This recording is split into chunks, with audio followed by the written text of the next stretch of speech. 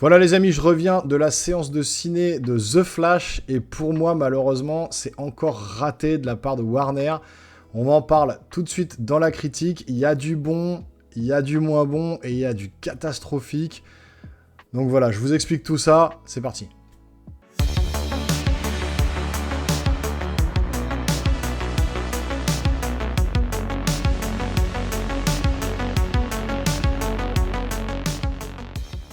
Donc voilà les amis, je suis allé au cinéma voir The Flash comme je vous ai dit en toute connaissance de cause. J'avais vu déjà quelques critiques sur YouTube et c'était assez catastrophique. Je voulais me forger mon propre avis et vous le restituer ici dans ma vidéo.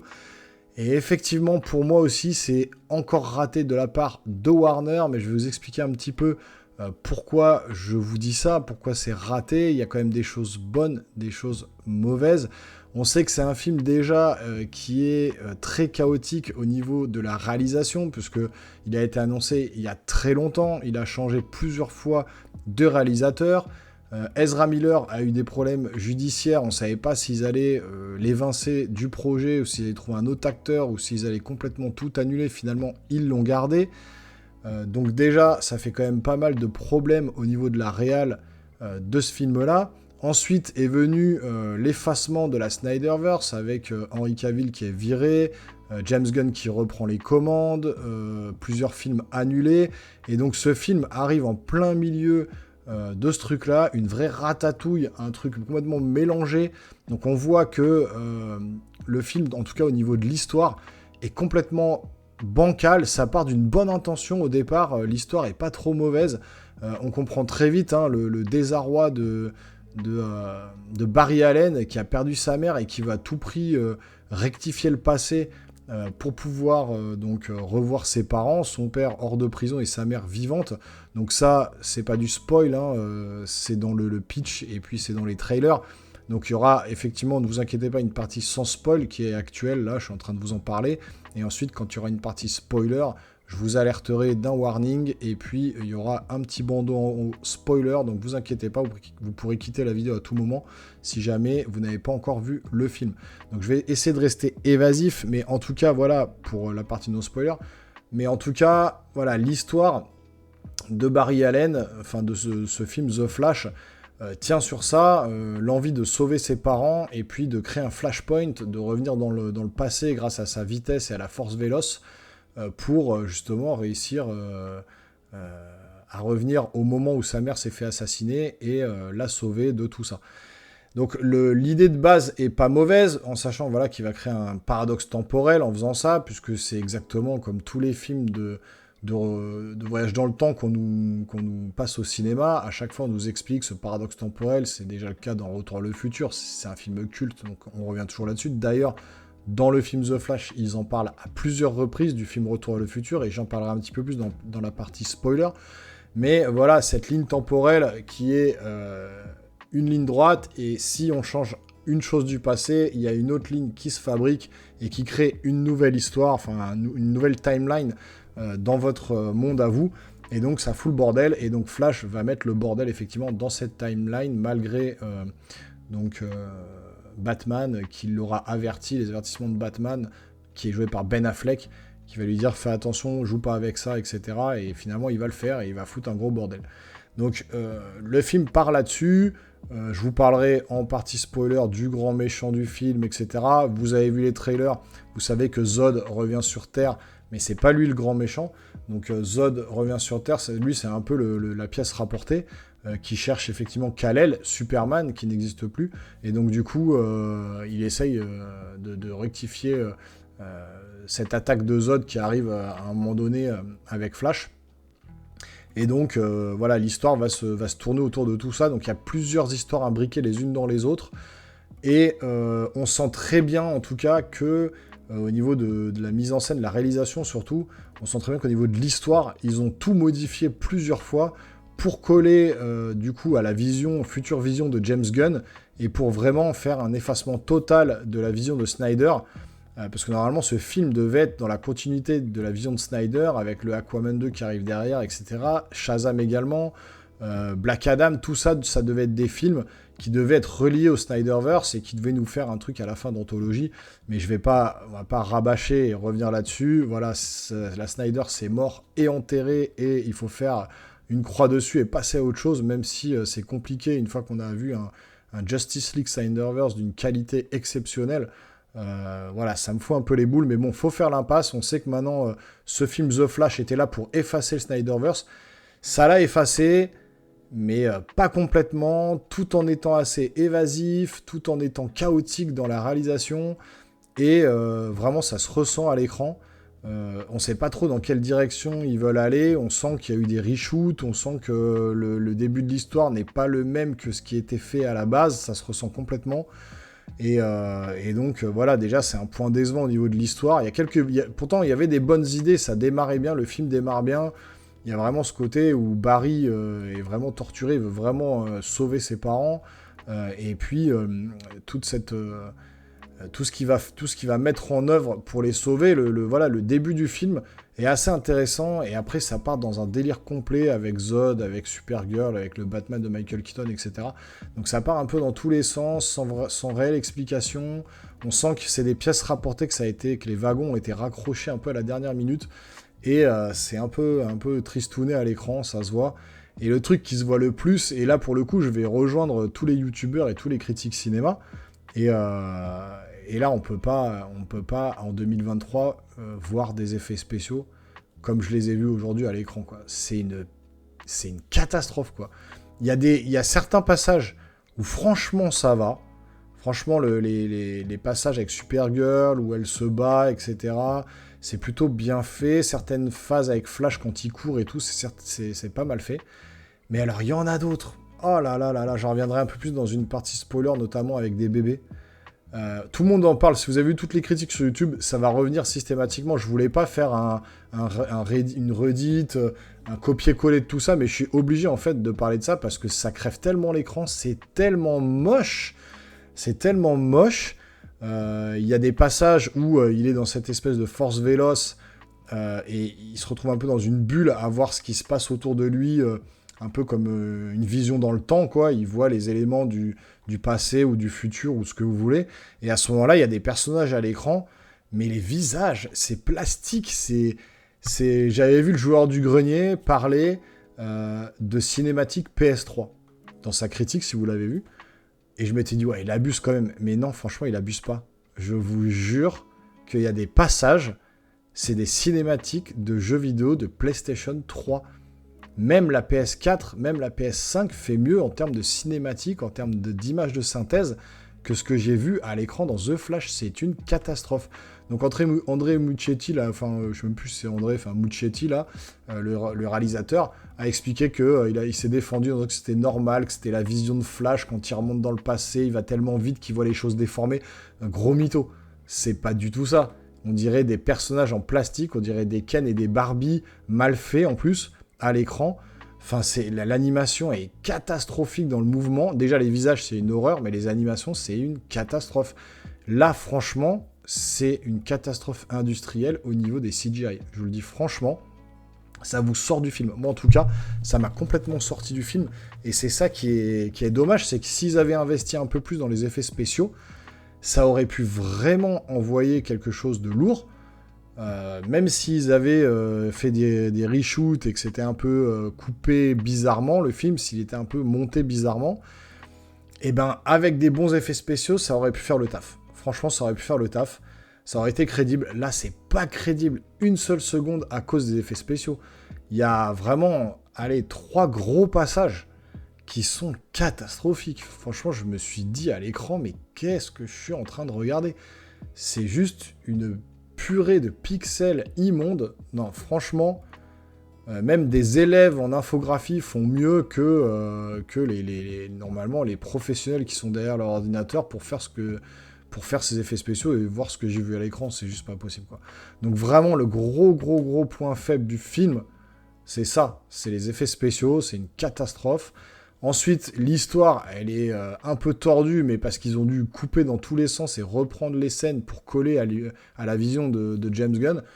Et donc ça se ressent, mais c'est pour moi, encore une fois, un film raté. Ezra Miller s'en sort pas trop mal dans son jeu d'acteur. Michael Keaton s'éclate à l'écran, ça se voit. Kara, l'actrice qui joue Supergirl, qui s'appelle Kara dans le film, Kara, Jor-El, la cousine de Kal-El, hein, de Superman.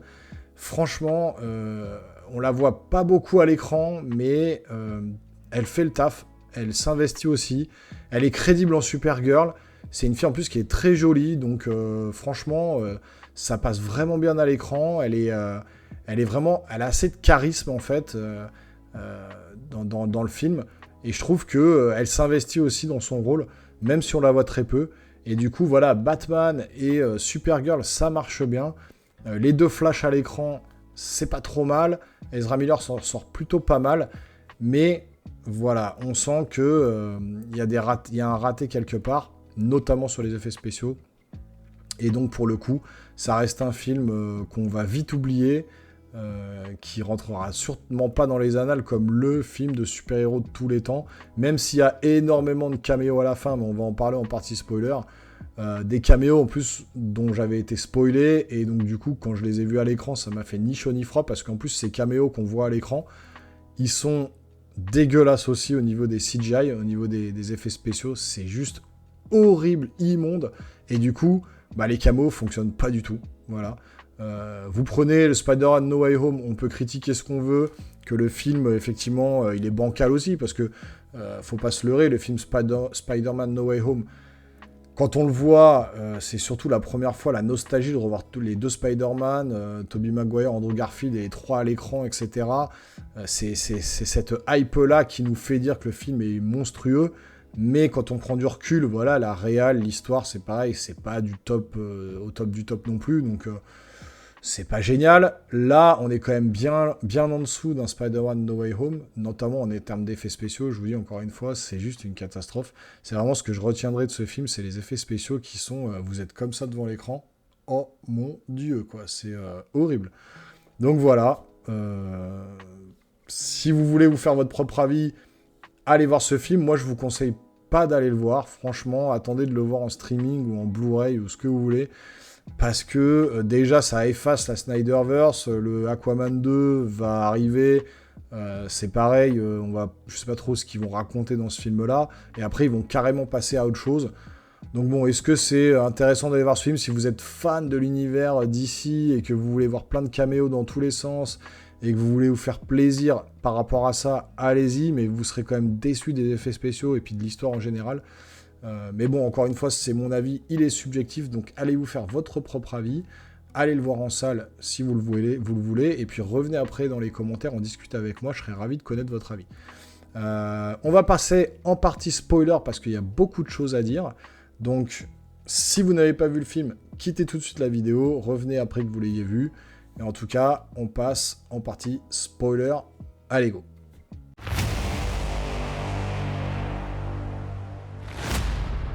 Donc voilà, si vous êtes encore là, je considère que vous avez vu le film. Donc on part en partie full spoiler. Et donc le film,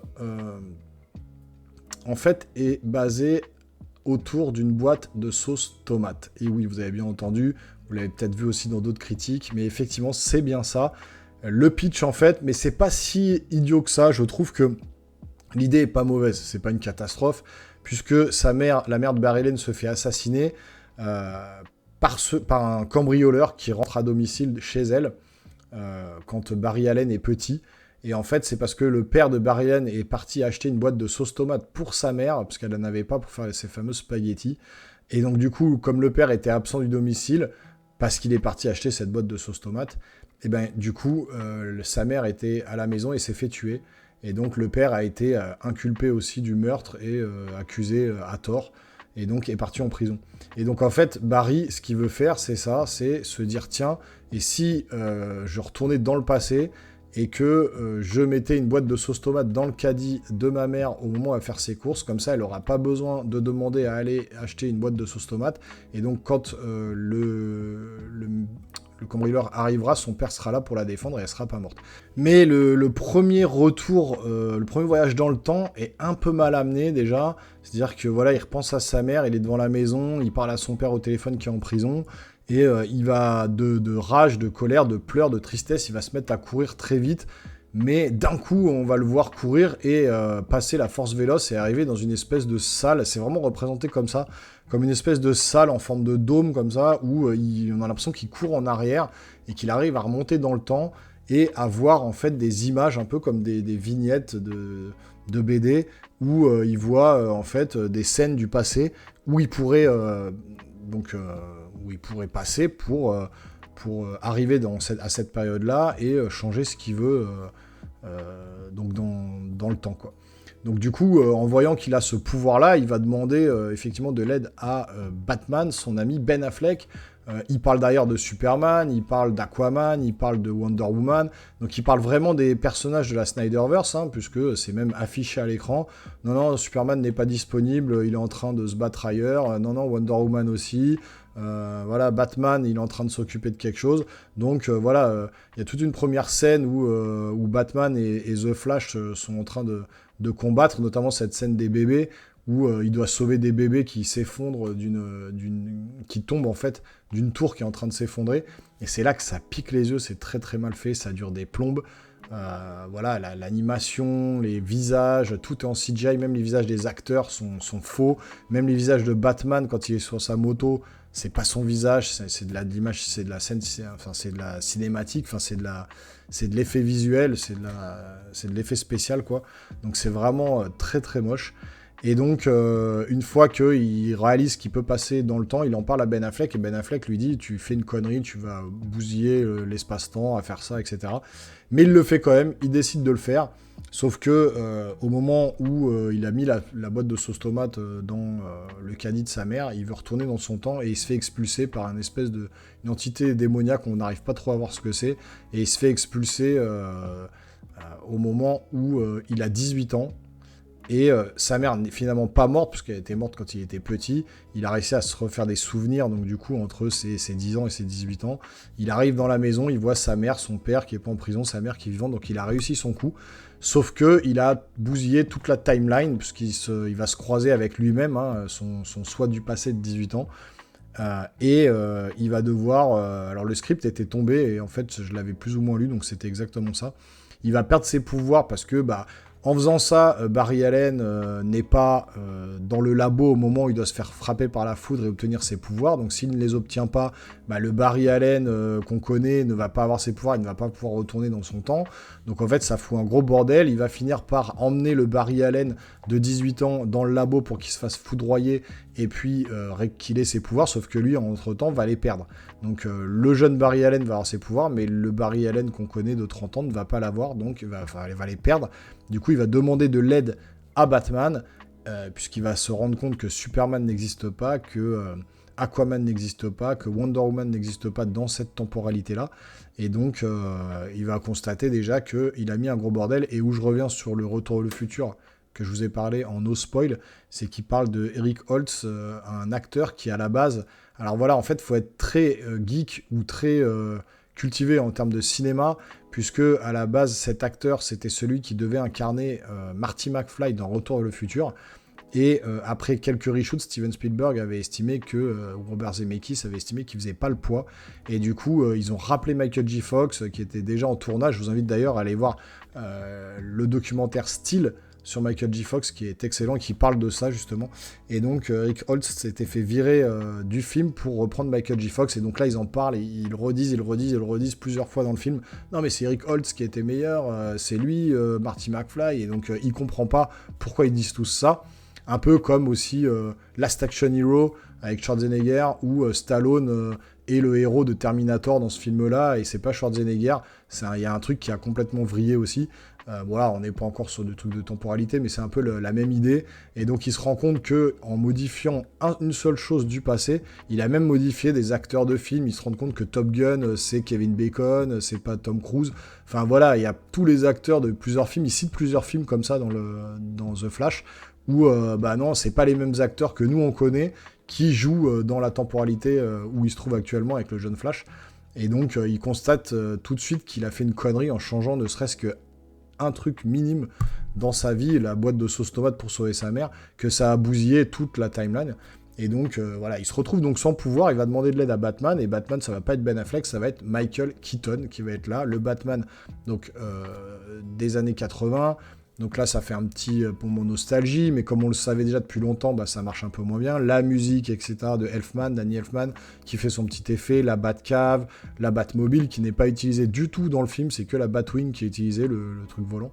Donc voilà, et puis au même moment va arriver le Général Zod, qui va chercher Superman, mais Superman n'existe pas, il est mort quand il était bébé, et dans une base en Sibérie est enfermée donc Supergirl, la cousine de Superman. Ils vont aller la délivrer avec les deux Flash. Et puis, elle va récupérer ses pouvoirs, elle va les aider pour combattre Zod. Le problème, c'est que lui, il faut qu'il récupère ses pouvoirs, donc il va demander à Batman de lui mettre un gros coup de foudre, là, avec les éclairs dans le ciel, pour récupérer ses pouvoirs. Il va recréer un peu l'accident qu'il a eu donc dans le laboratoire. Il va finir par récupérer grâce à Supergirl, qui va l'emmener dans le ciel. Là, c'est pas mal fait au niveau des effets spéciaux. Tout ça, toute cette phase-là est bien faite. On sent que ça avait été fait, ça avait déjà été tourné, et en fait, toutes les autres scènes avant, celles qui ont été re-shootées, et ben, c'est là que les effets spéciaux sont vraiment dégueulasses. Et donc, il va récupérer ses pouvoirs, et donc là, comme dans le trailer, la grosse baston dans le désert contre le Général Zod. Mais le problème, c'est que Batman et Supergirl vont mourir, et donc le jeune Barry Allen va vouloir retourner dans le passé pour rectifier cette petite scène. Il va la rectifier, mais à chaque fois, les deux vont mourir. Donc il va jamais trouver la solution.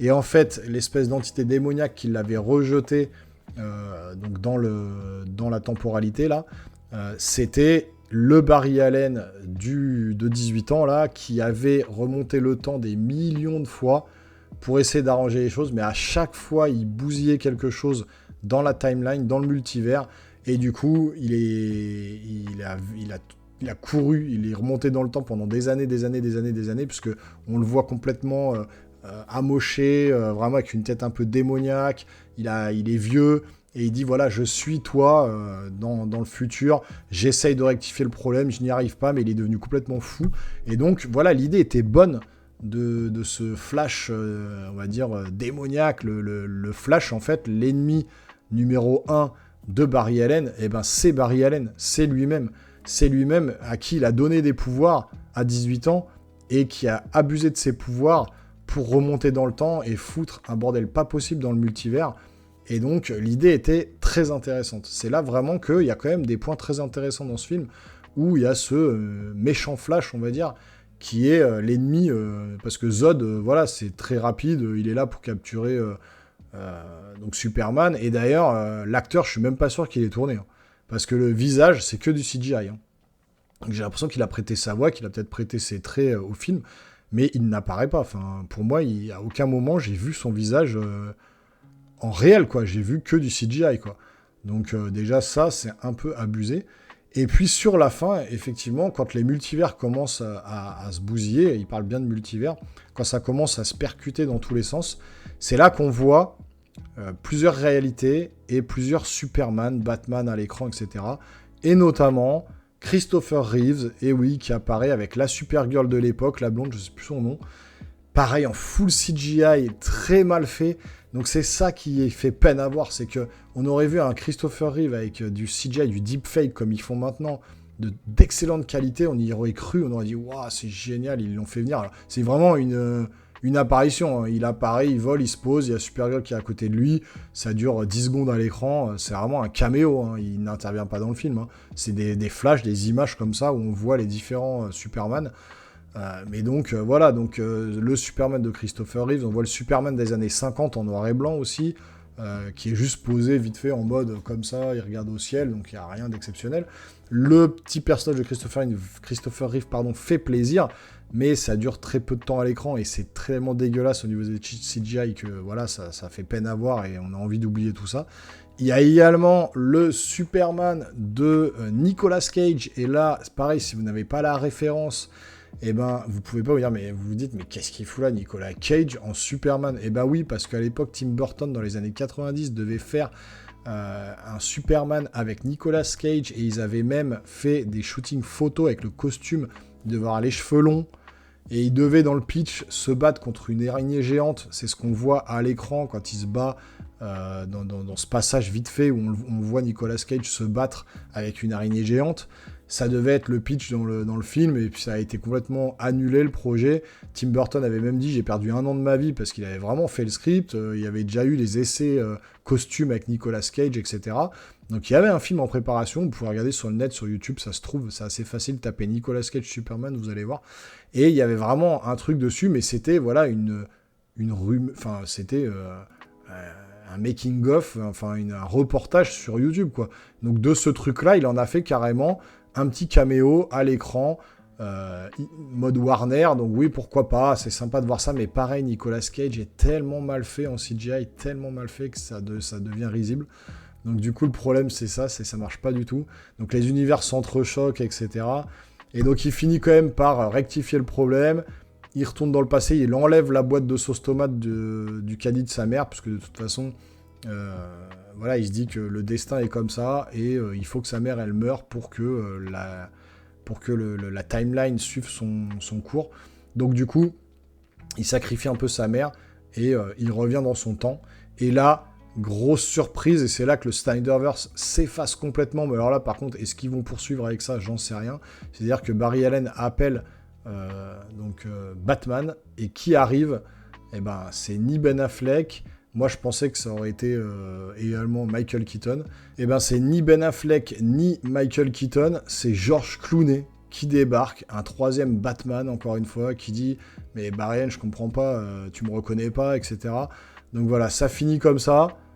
Donc, est-ce qu'ils vont continuer avec un Batman en mode George Clooney? Ils enlèvent Ben Affleck, ils mettent George Clooney à la place. Donc, alors là, je comprends plus rien. Je sais pas James Gunn ce qu'il va faire de tout ça. Je sais pas si Ezra Miller va continuer dans le rôle de Flash. Et puis, scène post-générique qui ne sert strictement à rien du tout. Il est dans un bar, il a retrouvé Arthur Curry, donc Aquaman, et il l'emmène avec lui pour lui dire « Allez, viens... avec moi, t'es complètement bourré, il est complètement ivre, il sort d'un bar, et il tombe dans une flaque d'eau, et il s'endort dans une flaque d'eau en mode ouais, c'est là que je dors, dans la flaque d'eau, quoi. Aucun intérêt, juste pour dire que oui, Aquaman 2 arrive, mais avec un Arthur Curry complètement bourré, complètement osef, quoi. Donc, ouais, je sais pas, je sais pas où ils veulent en venir avec tout ça. En tout cas, le film est quand même très décevant.